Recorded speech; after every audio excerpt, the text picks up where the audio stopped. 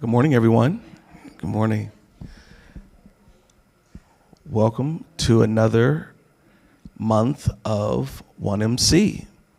We're so glad that you're here this morning. We have a couple of wonderful presenters for you, and I'll just give you some quick housekeeping information. So my name is Aaron Wiggum. I am the Managing Director of New You. New You is a way for individuals to imagine, discover, and actualize a 2.0 version of yourself. I'm also the lead organizer for 1 Million Cups. And we have our leadership team, which is Ethan Harkey back in the back. We have Jennifer Flores, which I just saw walking around here somewhere. Mitchell Sims. We have Tara Payne and Lydia Jung, who all help put together 1 Million Cups for you.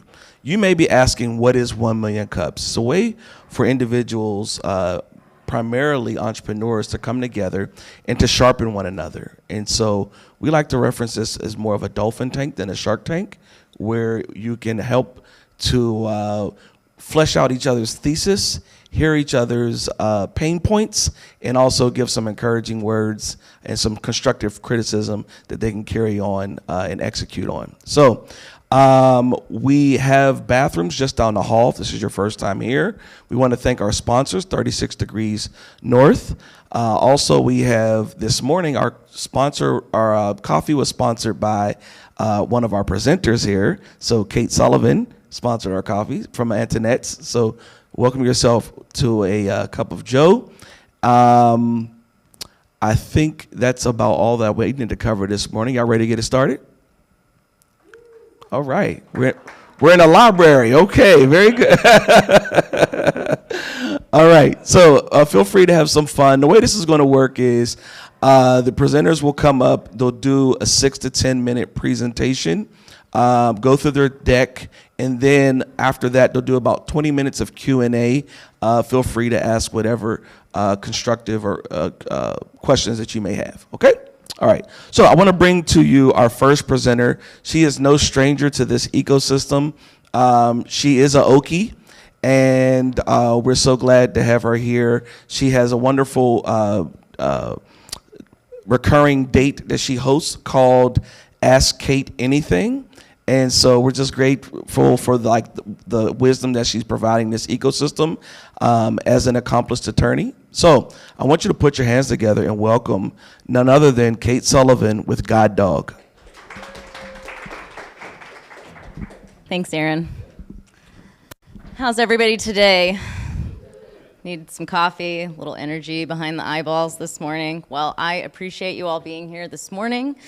Just like Aaron said, I'm Kate Sullivan. I am a patent and trademark attorney here in Tulsa with my firm Black Dog Law. I've got a lovely intern, Jason, in the back. You see him around. He's been working very hard for me. So you can imagine that in my line of work, I interact with idea people every single day. I hear all sorts of ideas. I see inventors and entrepreneurs at all stages of the journey.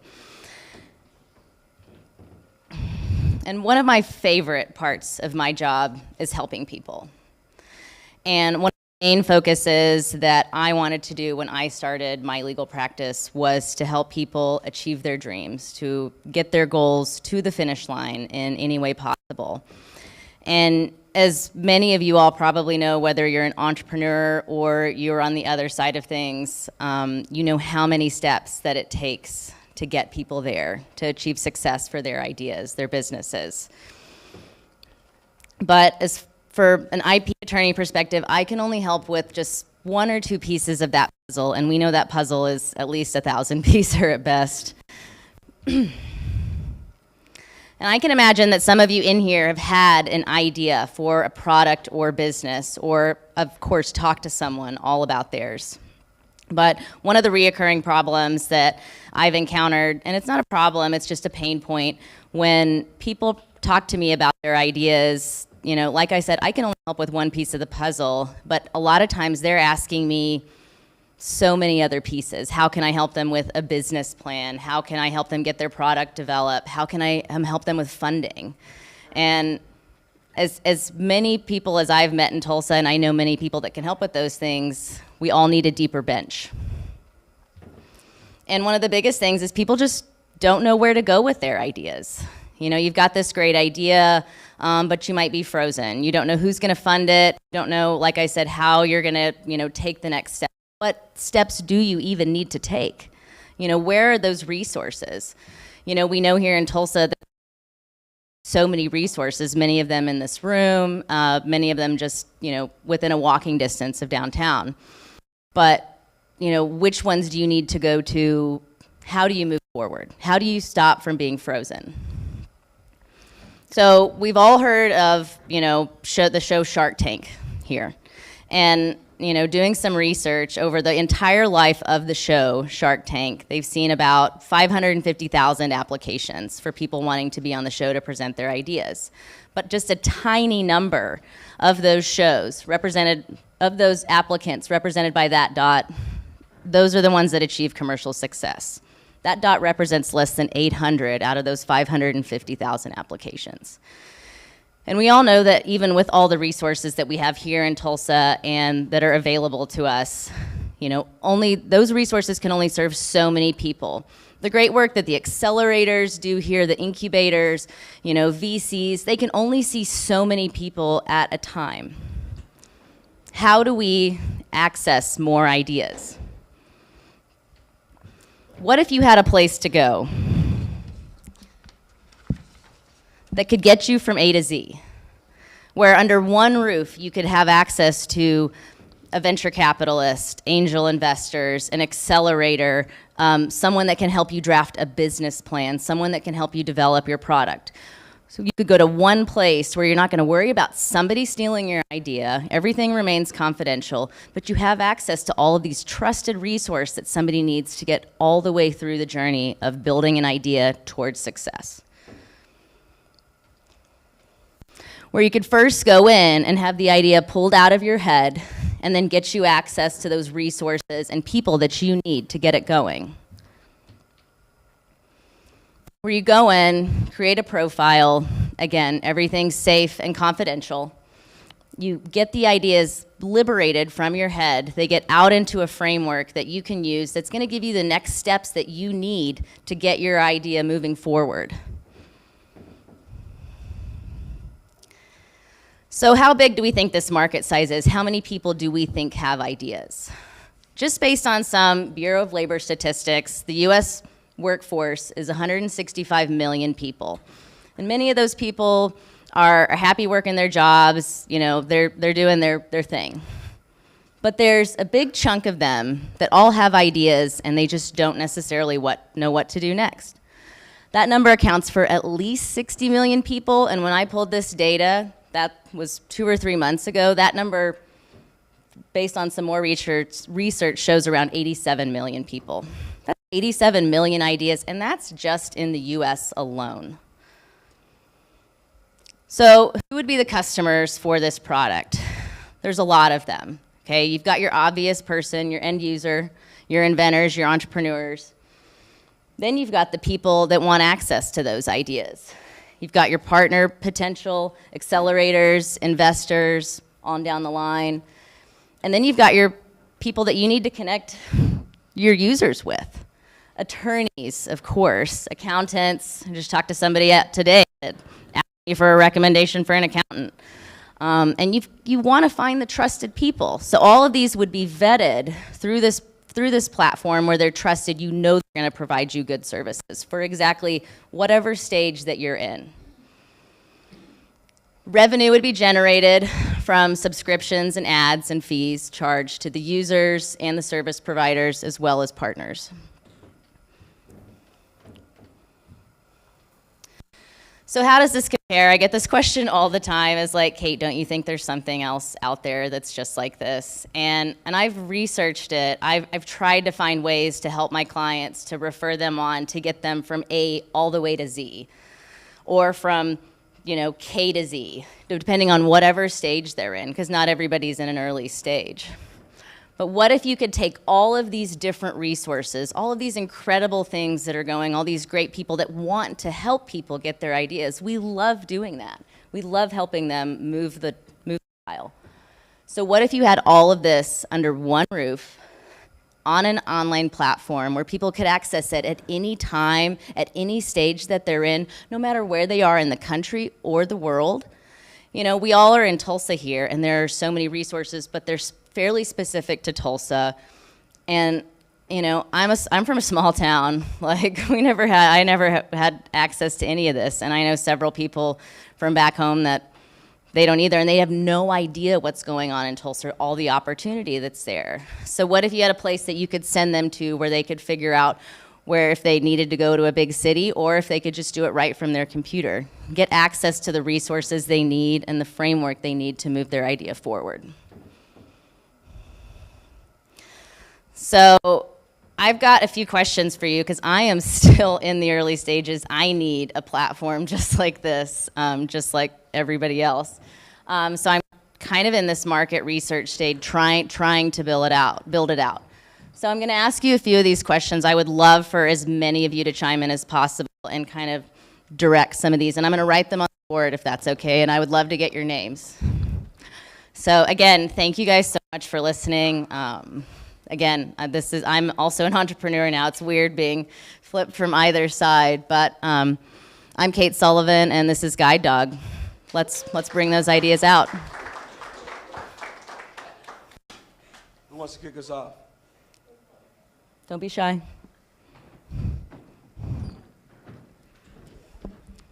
Maybe you want to read one of the questions. Yeah. So whether you're an industry expert or an entrepreneur, you know, all these questions are for you. I want to get feedback from both sides.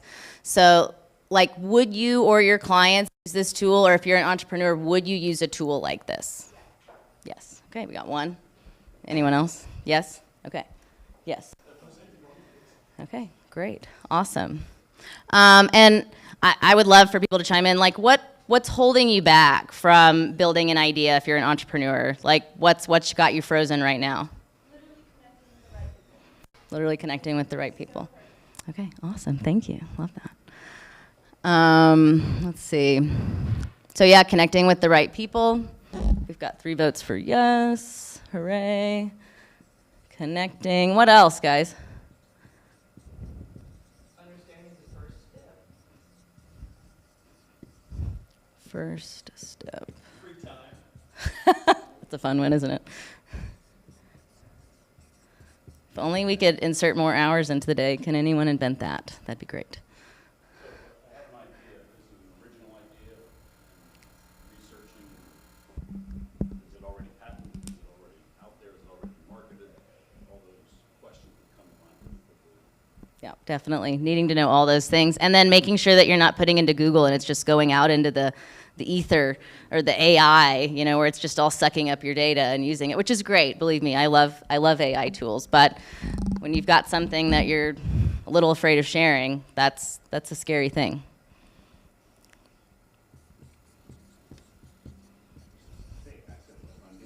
Ooh, that's a big one.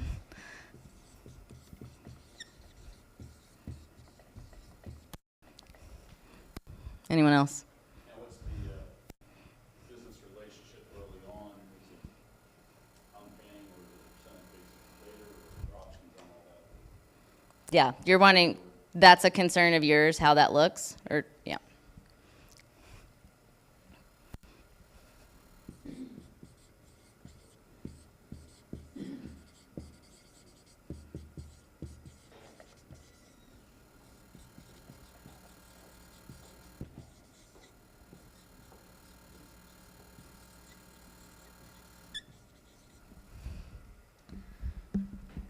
How many entrepreneurs do I have in this room right now? Okay, 4 or 5, got it, okay. And then what about everybody else? What does everybody else do? Fireman? Game on. Okay. Marketing, working here. I have to sit here and listen to you right now. Love that. We got photographers. Maria, what about you? You're on both sides of the fold. Well, actually, I also mentioned, I feel like it would be for our founders, either the ones who are already in the accelerator or applying, for them to see again, like their ideas, which other people are already working on ideas similar,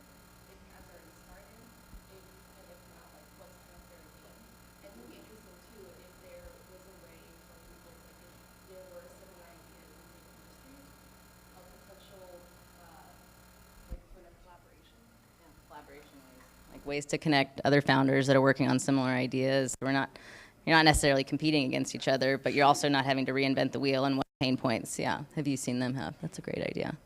So a connective platform as well.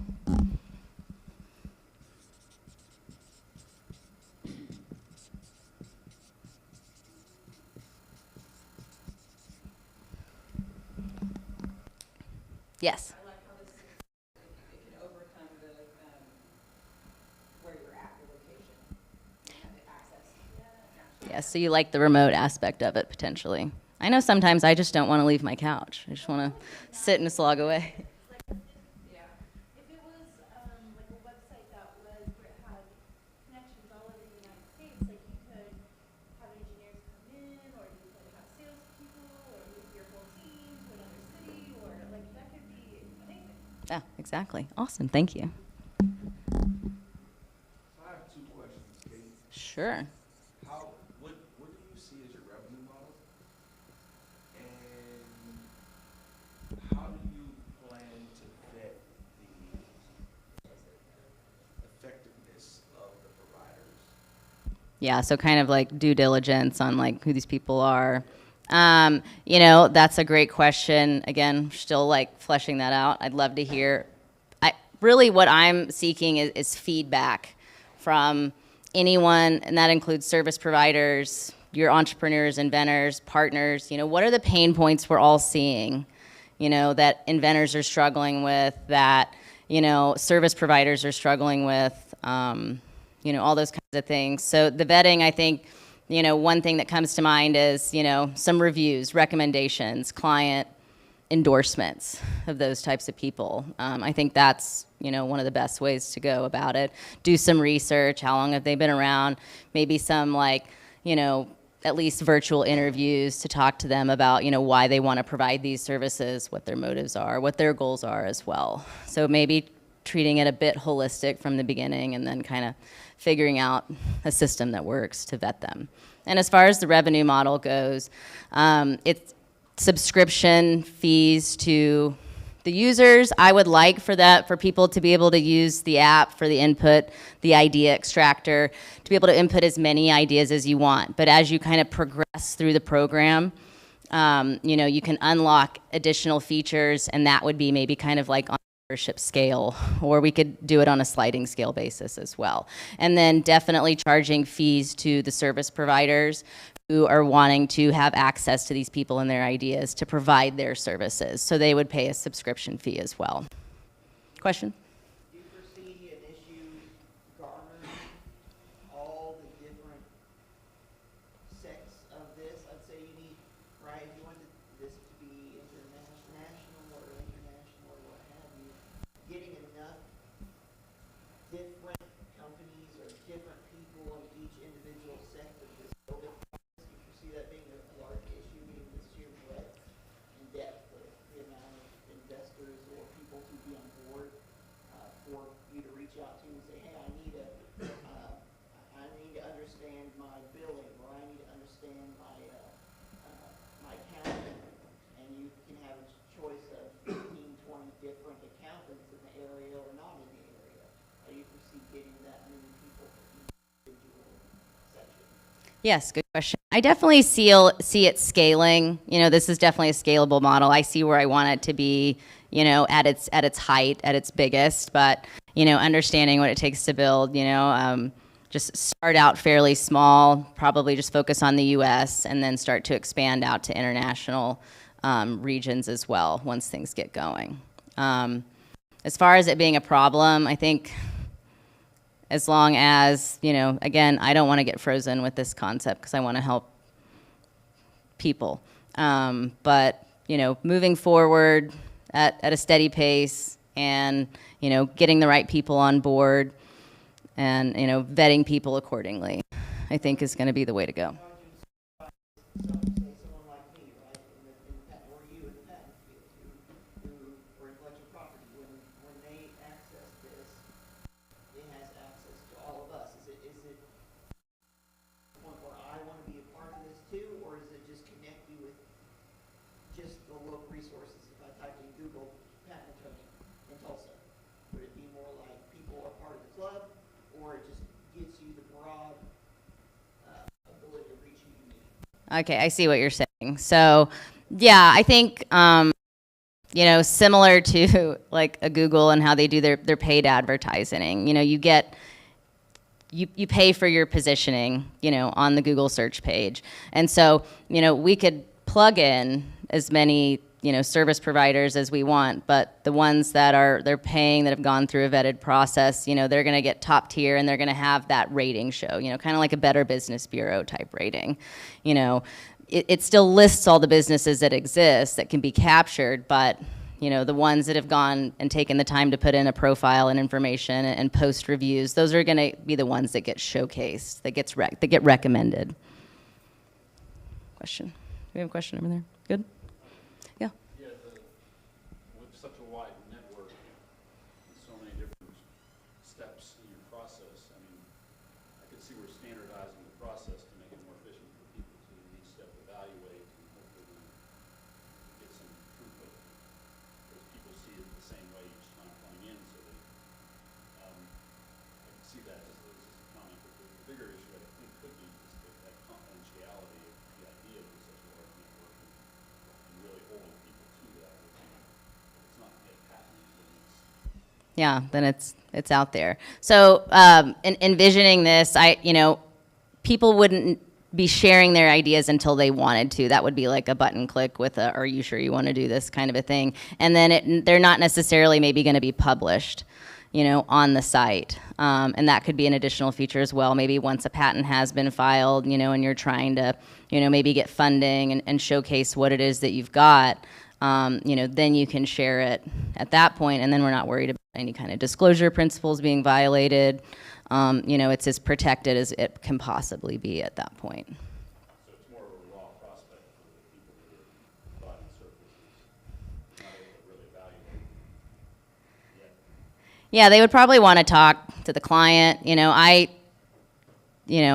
Most of my job is remote. I mean, I can do my attorney work from anywhere for anyone, but what I really glean out of it and what I want this to have as a main component is interactions with people, either whether it be phone conversations or whatever. Like the best things come out of good relationships and direct relationships where everybody kind of understands. There's transparency, there's that connection with someone else. That's where you almost draw energy and excitement from those people, talking with a good patent attorney. Like I get out of some, I'm really excited to start this now. And that's where I kind of envision this going, is like, you kind of think you have a good idea, like, it could really take off, like you've studied it. Many people that come up with ideas are living the problem, and there's not a solution out there, so they come up with one on their own. And those are incredible ideas because they've vetted them themselves, they've lived them. And so, but those people a lot of times just have no clue what to do next, and then they might stop there. They might never get moving forward. But it's, sometimes when they meet with me or maybe someone else, reaching out for that connection, that fuels them. They're like, "Oh my God, Kate, like now I'm really excited about moving forward with this because I feel like I have a direction. I feel like, we're making the right steps." So the contacts made between the vendor and the patent attorney or each of those, then it's up to them to negotiate their own deal outside of this network. Yes. Really Yes. bring people together and then it steps out, so to speak. Yeah, exactly. We're here when you need us. We're here for questions you might have, but those relationships with your service providers are a separate thing. If you need someone to guide you and advise you on how to interact with those service providers, we can provide that too with some mentorship, some advisorships, guidance. So is it fair to say that you have automated Ask Kate Anything? To an extent, yeah. That's one piece. That's just one piece. Because I love my Ask Kate Anything days. I get so much out of it. It's fun to meet all these people, hear all these ideas, but I am one person. We need access to more me's. We need more access to everyone in this room. These are entrepreneurs are industry disruptors, and we need to see more of that. At this point, you've probably hosted like a lot of like open office hours, right? And I think at this point, especially in this like Tulsa ecosystem, you're kind of like the go-to IP attorney, at least the one who's very active with the open office. I wonder if like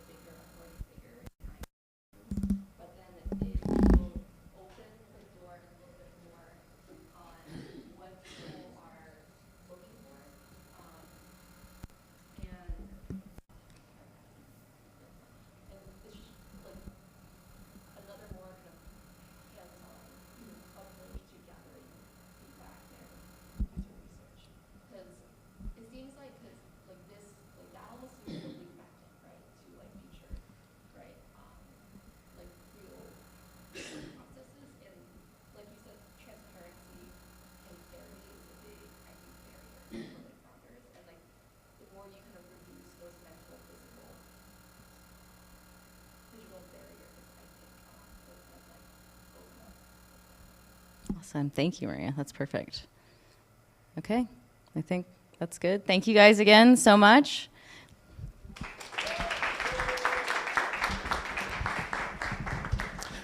All right. Well, God dog. We are going to switch out presenters and encourage you to get a cup of coffee. We don't want to take that home with us. We will be back in just a couple minutes. Thanks.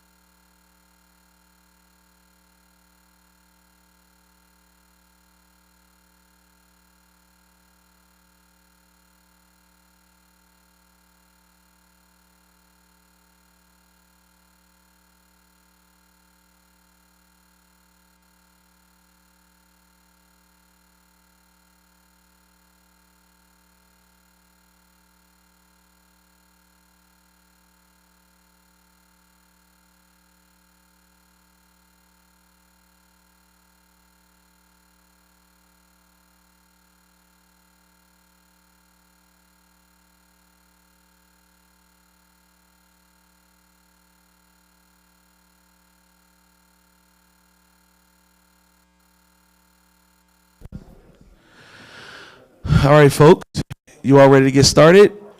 We have a second presenter this morning.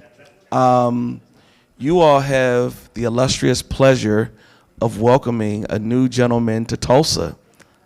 He's only been here for a week. He is currently in the new Techstars cohort, and he has a wonderful business that he has launched, and excited to share it with us this morning.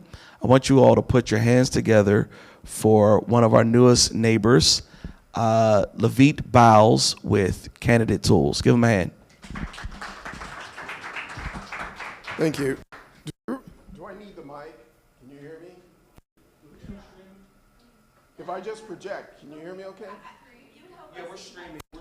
So You're streaming, okay. Good morning, I'm Levite Biles, founder of Candidate Tools. And by a show of hands, how many of you have ever been discriminated against for something about you that was not your fault? Okay.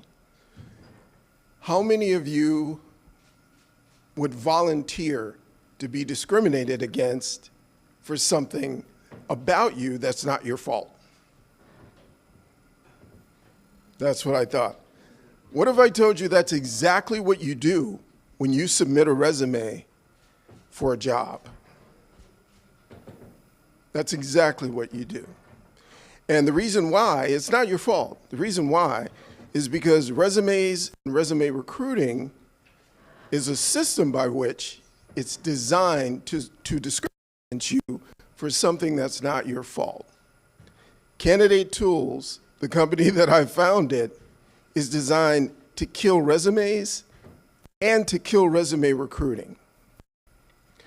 The problem with resume recruiting and the problem with resumes is it takes too much time, it costs too much money, and you can't possibly read enough resumes to make a great decision. That's the problem. Here's a solution: Candidate Tools. So we don't require companies to read any resumes, we don't waste any of their time, and we don't waste any of their money. Here's how it works. When companies post a job, they embed a Candidate Tools link. That link asks you a few questions about yourself, and the company only sees the top 2%. Quick, fast, efficient, but it's updated information about you instead of a static resume that doesn't have the information that's relevant to the job that the company is looking for. So the product follows what is known as the 142 and 2 rule. That means that typically 100% of the resumes that come in for a job, only about 42% have the requisite skills for that job, and only 2% will be invited in for an interview. Those are just the raw numbers. What we do is we deliver that top 2% right off the top. We automate the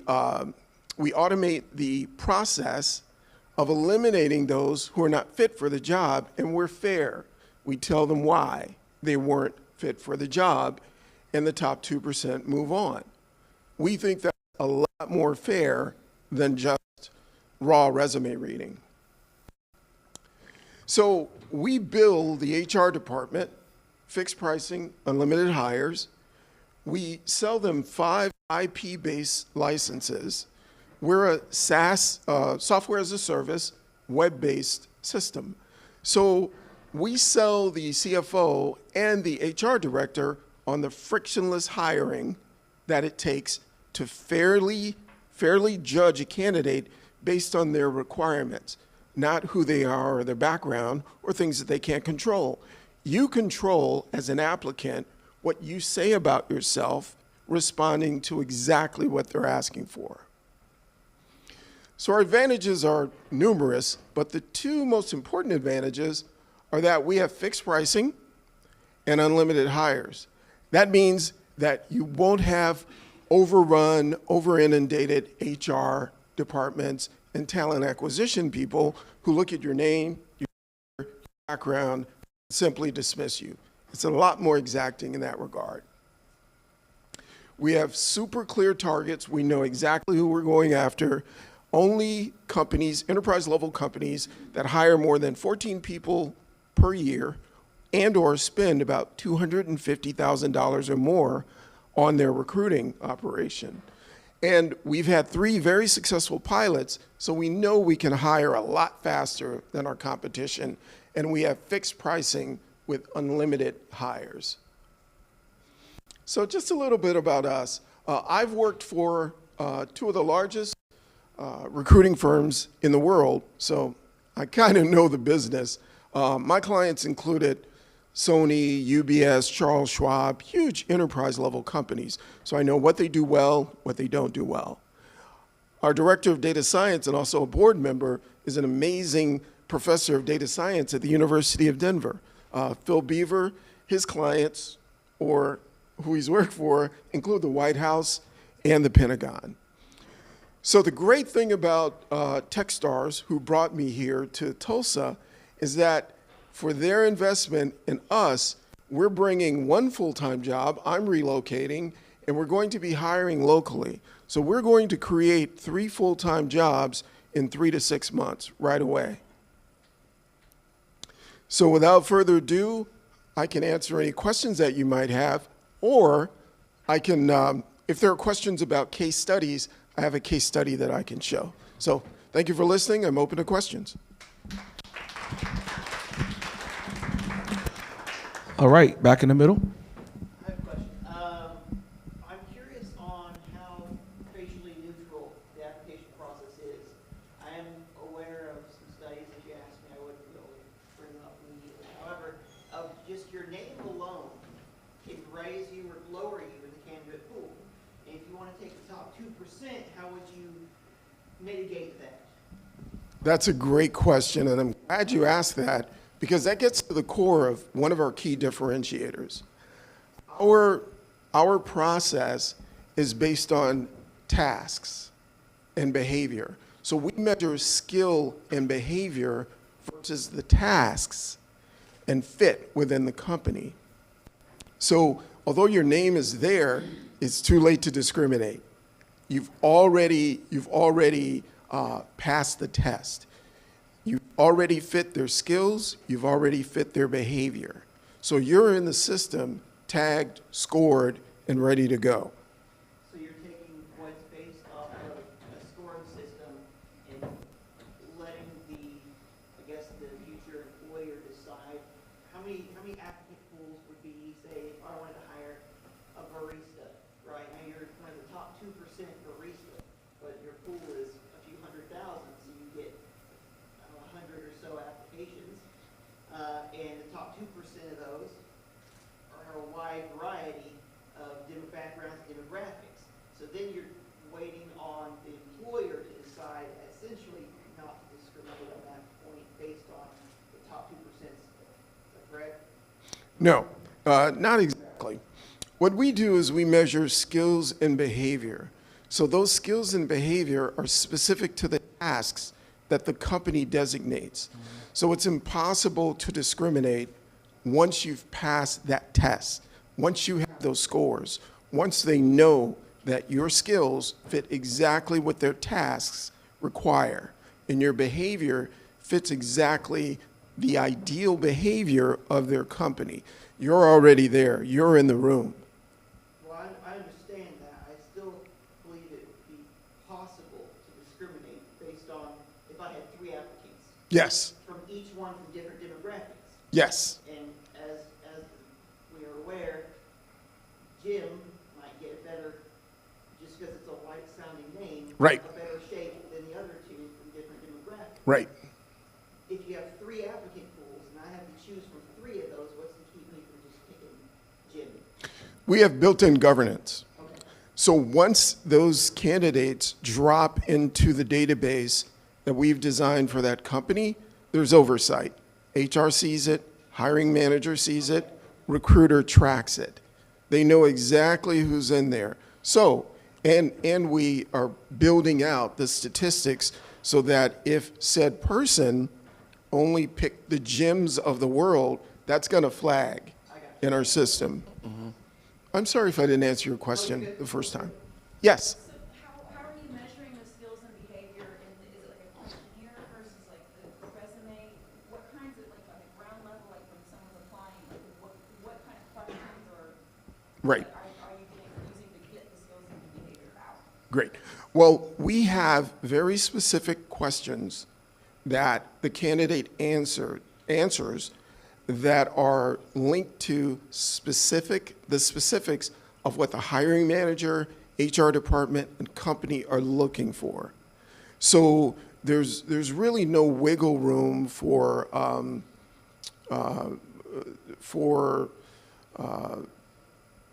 you to put fluff on your resume. That's why we don't use resumes. So is it, I used to be an interview for corporate world, so. Right. And I can't remember the name of the system, but is it like where you ask them, okay, tell me a time when you might have faced a problem with a customer that was difficult and how you overcame it? Is it kind of like that? Thank you so much for asking that question, because I didn't answer it very well the first time. No, it's very specific. Do you have 3+ years developing JSON-based applications that include? It's just that specific. Are you willing to work Saturdays from 9 until 4? So we have you done task-based questions, and are you willing to behavioral questions?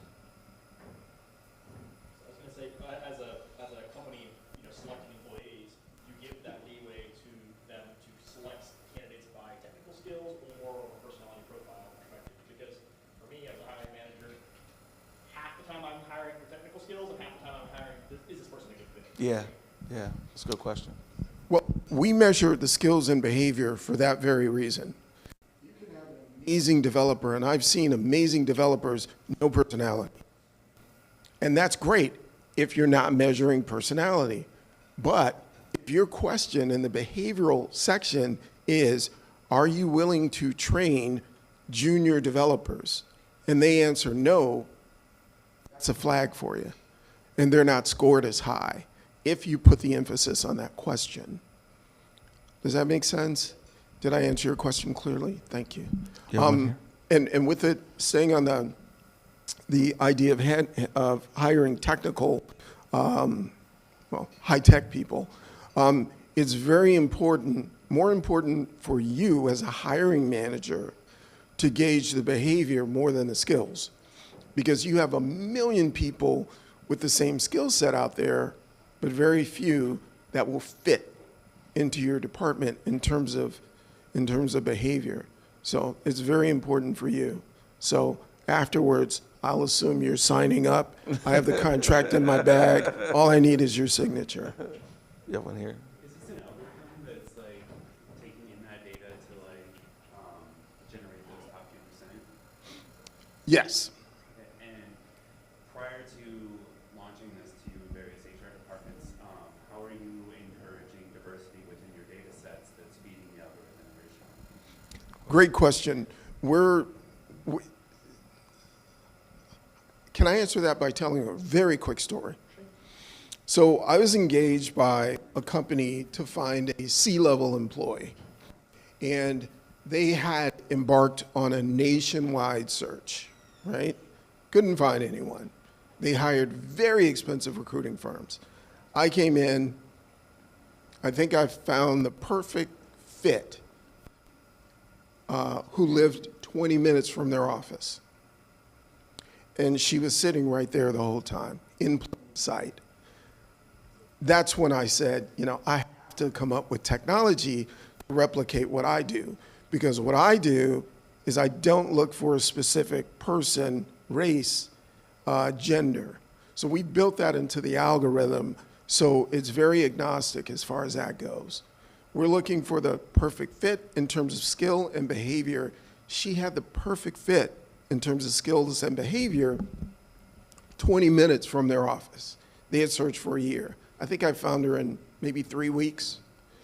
So that kind of detached judgment, I shouldn't say judgment, that kind of detached measure of skills and behavior is built into our algorithm. We don't care how you look. We don't care what gender you are. We deliver you if you're in the top 2%. It's just that simple. And just to add on to that, is Sure. there any value into like hiding applicants' names until like HR is ready to make the phone calls of like next steps to like ensure that like skill set and behavioral assets are being like appropriately judged? That governance is built into the software because they drop into an email of your choosing. But there's an administrator whose job it is to see who's dropping. So the governance is built into the system. Now, if you're someone who looks through the names and goes, well, I'm going to eliminate this person, you have to explain why to the governance oversight administrator role. You have to explain why you're eliminating that person. So no, the names aren't eliminated. We could build in that feature. And what company are you from? Are you? I do virtual tutoring service. Okay, great. So I was going to tease you and say, I'm going to sign a contract with you too afterwards, but you're an independent contractor. But we could build that feature in as a custom feature because for every client, and I should have mentioned that before, you're completely siloed. So your company doesn't share data, doesn't share candidates with other people. Now, there are some statistics that are universal that are shared, but not on the system. So we could build in that feature. That's the short answer. Yes? I have a couple of questions. Sure. For the questionnaires, and when you mentioned kind of task-based questions, or I was under the impression that maybe it was outcome-based projects that you kind of let interviews get, and so based on whether it's just questions, right? Just a couple of questions, and they're very precise, very specific. And then it's solely based on the job description that the company wants. So are these questions developed by the company, or is it like a collaborative approach with you? That's a great question. It's more collaborative early in the game because they have to learn the language of specificity. We've all seen job descriptions that were 3 pages, that were very general. These are very specific. And sometimes HR departments, talent acquisition, need help in writing those. So early, we help them. Later, they do it on their own. In terms of, and so if there's self-selecting questions for skills and behavior, how do you mitigate applicants who may answer out of aspiration versus real behavior? It's like lying on a resume. They're eliminated pretty quickly because in the first 2 seconds of talking to them, you ask them about the specifics. But remember, we're in terms of medicine, we're more a triage for the inbound candidates. We don't do surgery on everyone. We send some to surgery, we treat others, and we help others out the door. So we're there to pre-screen. We're not a search tool, we're a delivery tool. Right. We only deliver the top 2%. So we're there to pre-screen. If you lie, you may get through that process, you'll be quickly eliminated, as you would with a resume. Okay, one last question. Sure. Do you have any future, maybe like thoughts or like on layering maybe other integrations, maybe like LinkedIn or any kind of personality estimates or that kind of situation? Currently, no. However, if you're from LinkedIn, you can buy us. We're for sale. No, and seriously, we do not have that kind of integration now because as a company, you can use whatever methods you want to find people. We pre-screen them. That's why that link on your ad comes to us to pre-screen, and we deliver the top 2%. Before that and after that, you can do whatever you want in your company. You can stick with your current methodology as a company. We have Peter in the back and then up here. Oh, okay. You answered. Okay. Got you. Peter, are you so overwhelmed and excited that you're speechless. Is that it, Peter? Thank you, Peter. Thank you. Yes. Question. So, first of all, what is your measure of success? Is it, I found a candidate for this role and they've been placed, or are you actually looking at the candidate's success in that role through time afterwards also? Good question. Feedback loop to kind of say, okay, I got this person in this role, but they were actually good at it a year from now, 2 years from now, whatever. Actually, that feedback loop is part of our KPIs. And the reason that it is because if we're not successful, they're not going to renew their 1-year subscription. That's how we measure. We don't track the candidate through your company. We're very much hands-off. You can do whatever you like inside your company. Another reason, and the patent attorney will appreciate this, another reason that we're so strict about our guidelines is that we don't accept any personal information other than what's public. So we're not responsible for social security numbers and that kind of thing. We're very much hands-off when it comes to that. That's your HR department. We're not here to be completely substitutive with HR and talent acquisition. We're there to augment what they do. We're a tool, candidate tools. We're here to kill resumes and deliver the top 2%. It's an easy pitch.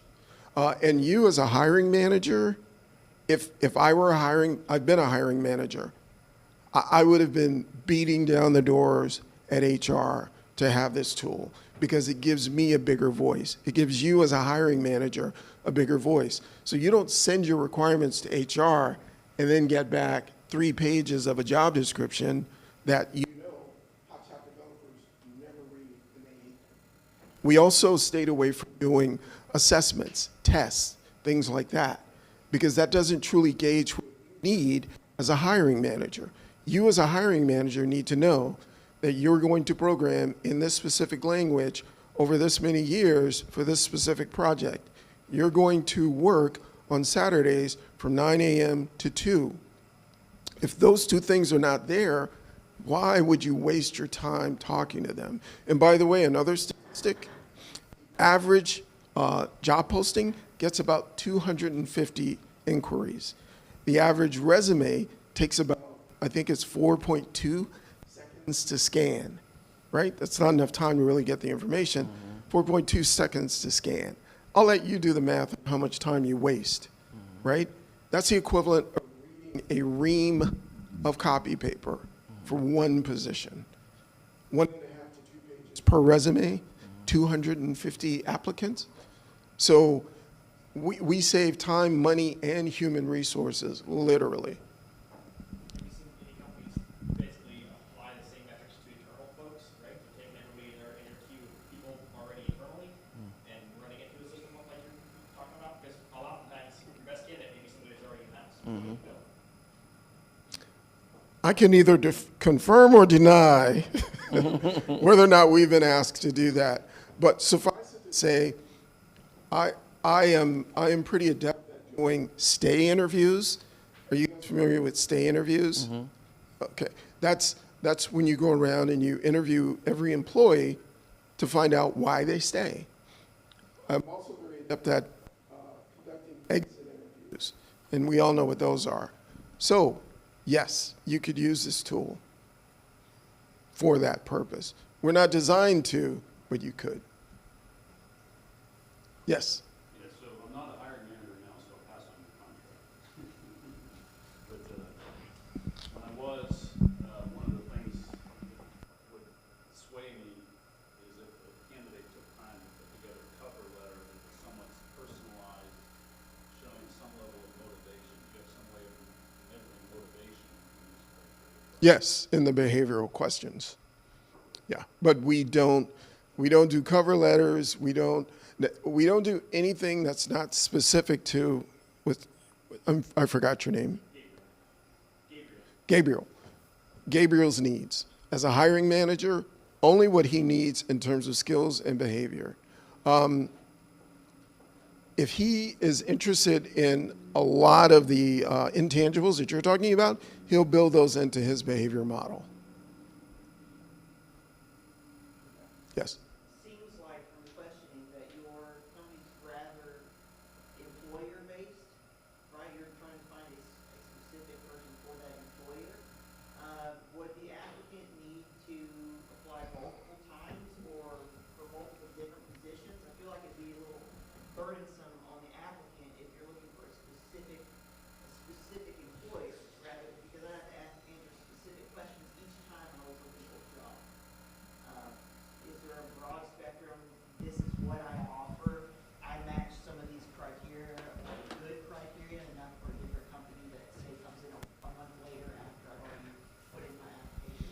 Is the question whether or not we have sort of a working live database like LinkedIn from whence a company could pull prospective candidates?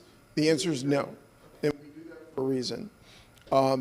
We are there to deliver the top 2% of applicants for Gabriel's jobs. Right, but in order to get those applicants, they would need to apply for each and every Yes. specific job. Yes.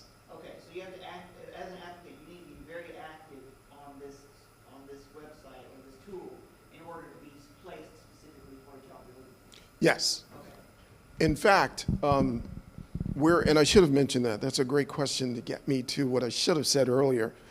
We could be candidate tools to the applicant, or we could be invisible. We're more than willing to white label. So you may be using candidate tools and you won't even know it. So you may just answer a few questions while you're applying to a job, Right. and we're doing the analysis. Right. You may not know it. Does that answer your question? Because I want to be very. I'm curious on if each applicant was applying for a specific Yes. job? Yes. Or if you asked maybe enough questions to cover 5 or 6? No. General area? No. The answer to that is no. We're very specific. We work for, Gabriel is our customer Yeah. within our client. Yeah. I'm in touch with Gabriel. Gabriel, what do you need? What's the behavior? We're not getting as many respondents here, so are you sure you need 5 years? No, Levite, I could do 3. We'll change that for Gabriel. Now applicants will apply for 3. Now the applicants who have already applied, when that number goes down to 3, they can be rescored very easily. So you don't feel like it bottlenecks you in any way in your applicant pool for different jobs? So before this, I was in aerospace engineering, right? There's 5 or 6 different aerospace engineering jobs around. And if I was applying to, say, Gulfstream, General Dynamics, Yes. but I also very much apply for, what's the one on Pine, Nordam, right? So, I applied for Gulfstream. I have a very good, strong resume for them, but Nordam asks you to find a candidate that I'm even more qualified for. My old application does not apply to Nordam's new inquiry with you. That is correct. Okay. We are,